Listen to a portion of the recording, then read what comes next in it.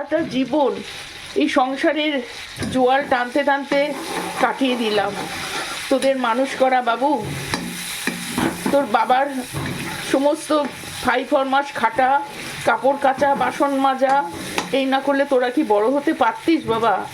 আজকে চাকরি করছিস, বিয়ে করেছিস, সন্তান হয়েছে ভালো, কিন্তু বাবা একটু তো বুঝবি, একটু তো বুঝবি বাবা, যে অফিস যাওয়ার সময় তোরা যদি বৌমা তুই দুজনে মিলে যদি আমাকে এই বাচ্চা আমার কাছে রেখে যাস, আমি কি অত দৌড়াদৌড়ি করতে পারি?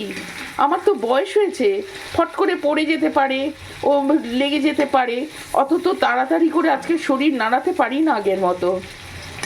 তাই বৌমা, তোমাকে আমি একটা কথা বলি, দয়া করে তুমি একটা আয়া রাখো, একটা আয়া রাখো।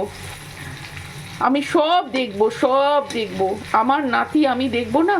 সব ভালোবাসা সব আছে, শুধু আমার কথাটা একটু ভাবো, আমার কথাটা একটু ভাবো।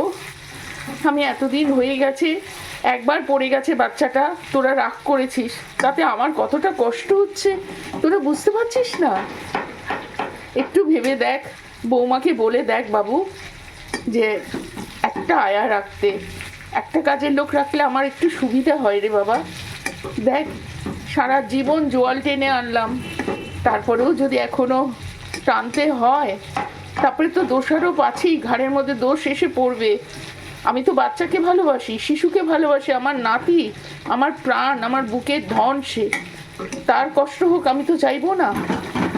তোদের কাছে হাত জোড় করে বলছি, একটা আয়া অন্তত রেখে দে বাবা।